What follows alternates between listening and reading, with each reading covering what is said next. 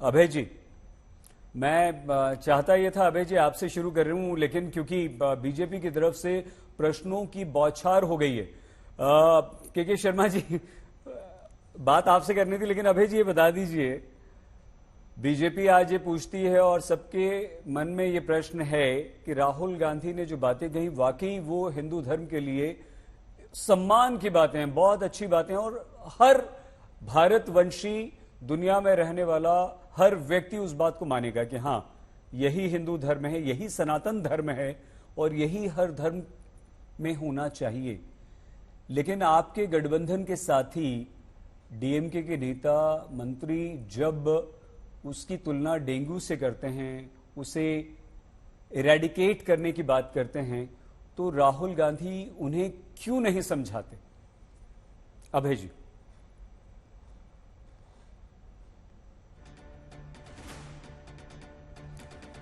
अभय जी हमारी आवाज नहीं सुन पा रहे हैं क्या? फ्रीज हो गए हैं शायद अभय जी तक। हाँ, ओ क्षमा, अभय दुबे जी से हमारा संपर्क इस समय नहीं हो पा रहा है। शर्मा जी, बातें तो राहुल गांधी ने बहुत अच्छी अच्छी कही हैं, कुछ भी ऐसा नहीं है जो उसमें उन्होंने गलत कहा है, तो फिर उनका विरोध बीजेपी की तरफ से क्यों?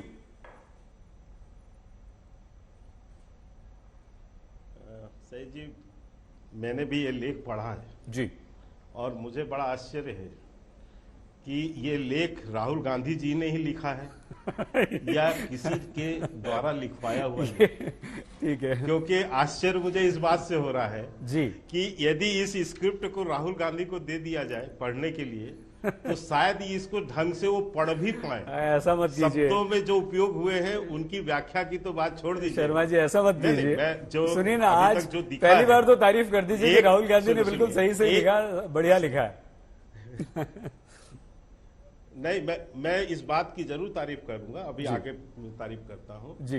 देखिए, जिनको एक श्रद्धांजलि लिखने के लिए भी जो है अपने मोबाइल से देख के 4 लाइन की श्रद्धांजलि लिखनी पड़ती हो, वो इस इतना गूढ़ गंभीर आध्यात्म संस्कृति से भरा हुआ ये लेख जो है वो लिखे, तो मैं एक प्रश्न तो मेरे मन में उठता है और शायद आपके करोड़ों दर्शकों के मन में भी उठता है। क्यों प्रश्न उठा रहे हैं आप भाई? बिल्कुल भाई, एक लेख उन्होंने लिखा, एक लेख लिखा, उनके नाम से छपा, उन्होंने खुद शेयर किया, तो मानिए कि उन्होंने ही लिखा है। हम क्यों किसी की लेखनी पर उसके वो क्लेम कर रहे हैं, लेकिन प्रश्न उठाने का अधिकार तो सही जी मेरा भी वो है ना, मैं प्रश्न उठा सकता हूँ क्योंकि मैं भी तो 50 साल से देख ही रहा हूँ ना, है ना, तो मैं इतना तो समझ में आता है। तो मैं तो कह रहा हूँ कि इतना क्लिष्ट और शुद्ध हिंदी वो पढ़ भी दें तो भी मुझे बड़ी प्रसन्नता होगी कि कम से कम अच्छी हिंदी तो पढ़ने लगे हैं वो। लेकिन देखिए, कुछ भी हो, यदि उन्होंने अपने नाम से इसे जारी किया या खुद लिखा तो भी अच्छी बात है।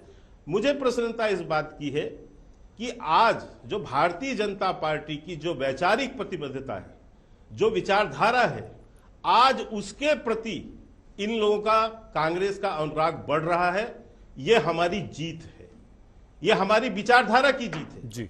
मैं समझता हूं कि इस तरह की उनको इस भाव को समझना ही चाहिए, नहीं तो ये तो वो पार्टी है जिन्होंने कहा, और ये मैं इसलिए भी कहता हूं कि ये मोदी जी हैं तो मुमकिन है कि आज इनको हिंदुत्व की तरफ आना पड़ रहा है, नहीं तो यहां तो हिंदू आतंकवादी है।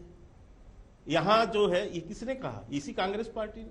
भगवान राम का अस्तित्व काल्पनिक है, ये यानी अस्तित्व ही नहीं है, काल्पनिक है, ये किसने कहा था? ये इन्हीं लोगों ने कहा। राहुल गांधी उस समय भी थे, एफिडेविट दायर करते समय भी ये थे, सांसद ही थे, शायद उस समय इनको इतना गूढ़ ज्ञान नहीं रहा होगा। शर्मा जी, नहीं तो अपनी सरकार से ये होने देते क्या? तो ये तो और अभी जो प्रश्न हमने उठाए, एक मिनट, जो इन्होंने कहा कि आज जो एनडी गठबंधन है उसमें जब सनातन को समूल नष्ट करने की बात की गई, जब रामचरितमानस के पन्ने फाड़ रहे थे, जब और अन्य जो है हिंदुत्व के प्रति जो है इनके बयान जो बाहर आते थे कि मुझे मुस्लिम आतंकवादियों से उतना वो नहीं है, कट्टरपंथियों से खतरा जितना हिंदुओं से है, तो मैं समझता हूं कि आज यदि एक इनके अंदर बदलाव आया है तो ये हमारी जीत है। लेकिन ये पाखंड बंद करें राहुल गांधी, ठीक है, ये पाखंड है और ये असली और नकली का भी अंतर है। इतना जरूर है, कांग्रेस कोशिश कर रही है कि राहुल गांधी की एक नई ब्रांडिंग की जाए और राहुल गांधी अच्छे से राजनीति करें, यही अच्छा है। हिंदुत्व की व्याख्या करने का काम देश के साधु संतों, महात्माओं, विद्वानों, विचारकों का है। ठीक है शर्मा जी, लेकिन जैसे आपका अधिकार है शर्मा जी, जैसे आपका अधिकार है प्रश्न उठाने का, वैसे राहुल गांधी का भी अधिकार है सनातन पर, हिंदुत्व पर, हिंदू धर्म पर अपने विचार रखने का। और आज उन्होंने ऐसी बातें कही हैं जिसे कोई भी इनकार नहीं कर सकता, हर व्यक्ति को मानना पड़ेगा। आनंद दुबे जी, क्या आप मानते हैं कि राहुल गांधी ने जो बातें कही हैं, नहीं, इसको कोई इनकार नहीं करता। सही, इसीलिए हम कह रहे हैं कि लिखा है तो लिखा है, ठीक है। और आपकी नहीं, मैं इसलिए कह रहा हूं, इसको कोई इनकार नहीं करेगा जी। और आपकी उपलब्धि भी है, आप कह रहे हैं कि हमारी पिच पे आ गए, आप हमारी पिच पर आ गए, चुनाव के मद्देनजर ही सर, हाँ, है ना, आपकी पिच पर आ गए, तो आपको तो खुश होना चाहिए कि चलो हम अपने विरोधियों को भी अपने जैसा बना रहे हैं। आनंद दुबे जी। नहीं ठीक, सईद अंसारी जी नमस्ते। अरे अभय जी नमस्ते, आ गए आप। अभय जी एक सेकंड, अभय जी आप ही से शुरुआत करनी थी, लेकिन आपसे हमारा संपर्क नहीं हो पा रहा था। मैं आनंद दुबे जी से एक प्रश्न पूछ लूं, उसके बाद आता हूं। आनंद जी, आप सहमत हैं राहुल गांधी जी ने जो बातें हिंदू धर्म को लेकर कही हैं कि उसमें करुणा है, वो निर्बल की सहायता करने के लिए ही बना है और वही हिंदू का धर्म है और वही हिंदू करता है, ये किसी भी सीमा से बंधा हुआ नहीं है और इसे हम आत्मसात करते हैं, सबको लेकर चलते हैं साथ में। आप सहमत हैं आनंद जी? सईद जी नमस्ते। नमस्ते। बहुत ही अच्छा विश्लेषण किया है राहुल गांधी जी ने। शीर्षक ही बहुत प्यारा है, सत्यम शिवम सुंदरम। ये बहुत ही मतलब इसका कितनी तारीफ की जाए उतनी कम है। हो सकता है कुछ लोग इसे समझकर भी न समझें, मैं उनकी बुद्धि पर छोड़ता हूं, लेकिन यह देश सनातन है, यह देश बड़ा सरल है, यह देश समझता है कि राहुल गांधी जी क्या कहना चाहते हैं। राहुल गांधी जी ने अपने जो लेख है उसमें जो पहली लाइन लिखा है कि ये जो भय रूपी महासागर है उसके तह में जाकर जो सत्य निष्ठा को समझने का साहस करता है वही हिंदू है। जो करुणा दिखाता है, जो उदारता दिखाता है, वह हिंदू है। कितनी सरल शब्दों में राहुल गांधी जी ने इसको परिभाषित किया है। हम वसुधैव कुटुंबकम की बात करते हैं। हिंदुत्व को किसी राष्ट्र में, किसी भूभाग में सीमित नहीं रखा जा सकता। अनंत काल से चला आ रहा है। हमने सतयुग देखा है, हमने त्रेता देखा है, हमने द्वापर देखा है, हम कलयुग को जी रहे हैं। हिंदुत्व ने हमेशा त्याग करना सिखाया है। प्राणियों की कैसे रक्षा की जाए, धर्म की कैसे रक्षा की जाए, साधु संतों के विचारधारा को कैसे आगे बढ़ाया जाए, यह हिंदुत्व है। और इसको जिस प्रकार राहुल गांधी ने लिखा है, अब कुछ लोग इस पर आरोप लगाएंगे कि अरे भाई उन्होंने तो नहीं लिखा। अरे छोड़ दीजिए, उन्होंने लिखा कि नहीं लिखा उस पर मत जाइए, उनकी भावना समझिए। जो इंसान की भावना जाकर रही भावना जैसी प्रभु देखे मूरत तीन तैसी, जिसकी जो भावना है वो समझिए ना, उनकी भावना है, उन्होंने लिखा है। जब लोग कुछ बात लिखते हैं तो उसके मर्म को समझिए, इस सबके समझने का साहस नहीं है। यही उन्होंने कहना चाहा है कि जो सत्य को समझे वही इस विषय को समझे। क्या है हिंदुत्व, क्या है हिंदू धर्म, उसको बड़े ही सरल शब्दों में राहुल गांधी जी ने परिभाषित किया है। और हम सब बधाई देते हैं कि जो धर्म के नाम पर राहुल गांधी जी को बोलने का काम करते थे, आज उनका चेहरा दुनिया के सामने उजागर हो गया कि नहीं, राहुल गांधी जी सरल व्यक्ति तो है ही हैं और धर्म को भी जानते हैं। ठीक है। प्रोफेसर रागी सर, आपने लेख पढ़ा, बिल्कुल पढ़ा होगा। आपको लगा कि आज तो राहुल गांधी ने कमाल कर दिया, आज तो तारीफ करेंगे संगीत सर आप भी?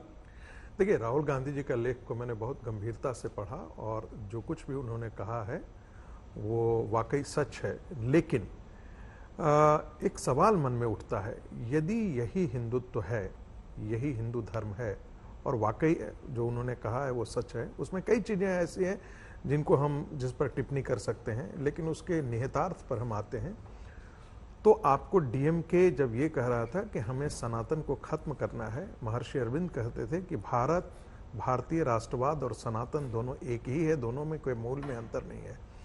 तो राहुल गांधी को कम से कम जब रामचरितमानस की टिप्पणी को फाड़ने की बात की जाती है, जब जलाने की बात की जाती है, जब सनातन को गालियां दी जाती है, जब सनातन को खत्म करने की बात आती है, तो राहुल गांधी एक बड़ी पार्टी इंडिया जो गठबंधन है उसके कम से कम मूलाधार कांग्रेस पार्टी है।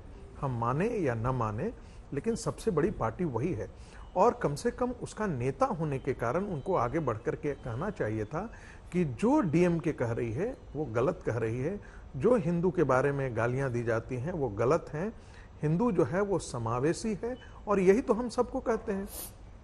आप देखिए, मोहन भागवत जी ने कहा जी कि जो सबको समाहित कर ले, जो सबको एक्सेप्ट करे, वही हिंदू है। वही बात आज राहुल गांधी कहते हैं। बिल्कुल, जो सर्वस्पर्शी हो, जब सबको समाहित करे। प्रॉब्लम क्या आती है? प्रॉब्लम तब आती है जब हम दो ऐसे धर्मों के साथ अपने आप को पाते हैं जो कहते हैं कि मेरे अतिरिक्त और कोई नहीं है, इस्लाम के अतिरिक्त और कोई नहीं है, क्रिश्चियनिटी के अतिरिक्त और कोई नहीं है। और ये दोनों धर्म का इतिहास ऐसा रहा है कि ये पॉलिटिकली एक्सपेंशनिस्ट रहे हैं, यानी कि वो राज सत्ता के सहारे उन्होंने अपना विस्तार किया है। डर वहां आकर के खड़ा हो जाता है। तो मैं ये मानता हूं कि जिस हिंदुत्व को आप देखते हैं और जिसे आप टेलीविजन पर आप रोज कहते हैं कि अरे भाई ये हिंदू मुस्लिम क्यों कर रहे हैं, वो बेसिकली पॉलिटिकल इस्लाम और पॉलिटिकल क्रिश्चियनिटी के खिलाफ और रिस्पॉन्स है। इस देश में पॉलिटिकल इस्लाम और पॉलिटिकल क्रिश्चियनिटी ने अपना दायरा बढ़ाया, और गांधी जी ने उसको रिस्पॉन्ड करने की कोशिश। थोड़ा सा प्रोफेसर रागी सर, इसको थोड़ा सा समझाइए। मैं आपको बताता हूं पॉलिटिकल इस्लाम, पॉलिटिकल क्रिश्चियनिटी क्या है, मैं बताता हूं। और इस्लाम क्या, ये भी इसको भी, आप विद्वान है सर इसलिए आपसे पूछ रहा हूं, आप इसको भी बताइए कि इस्लाम में इस्लाम को कहा जाता है या अल्लाह को कहा जाता है कि सिर्फ अल्लाह है? मैं आपको बताता हूं। देखिए, हम क्यों इसको पॉलिटिकल इस्लाम और पॉलिटिकल क्रिश्चियनिटी कहते हैं। ये सावरकर जी ने भी कहा, जब धर्म का परिवर्तन होता है तो डीनेशनलाइजेशन होता है। महर्षि विवेकानंद जी ने कहा, एक भी व्यक्ति यदि हिंदू धर्म से बाहर जाता है तो हिंदू धर्म की एक संख्या नहीं होती है, हिंदू धर्म का एक दुश्मन खड़ा हो जाता है। मैं ऐसा मतलब वही जो हिंदू धर्म से बाहर जाएगा वो दुश्मन हो जाएगा। वो दुश्मन एक, आप देखिए इसी देश में जो हमारे मुस्लिम भाई थे जिन्होंने पाकिस्तान बनाया, जो बांग्लादेश, वो भारत के ही तो संतान थे, वो हिंदू धर्म के ही तो संतान थे। गांधी जी को आप पढ़िए, सभी ने एक बात पर स्वीकार किया है कि जो मुस्लिम थे वो कहीं बाहर से इतनी संख्या में नहीं आए थे, वो हिंदू ही थे। लेकिन वो जब मुसलमान बन गए तो उनकी राष्ट्रीयता में परिवर्तन आया, उनकी सोच की दृष्टि में परिवर्तन आया, उनके सांस्कृतिक बोध में परिवर्तन आया, उनके राष्ट्रीय बोध में परिवर्तन आया, और वो हिंदुओं के खिलाफ ही आकर के खड़े हो गए। इसीलिए जो आज जो हिंदू मुस्लिम देखते हैं संघर्ष, उसका मूल कारण यह है कि हिंदुओं को यह लगता है कि हम एक बहुसंख्यक थे, हमारी सीमाएं अफगानिस्तान और ईरान तक जाती थी।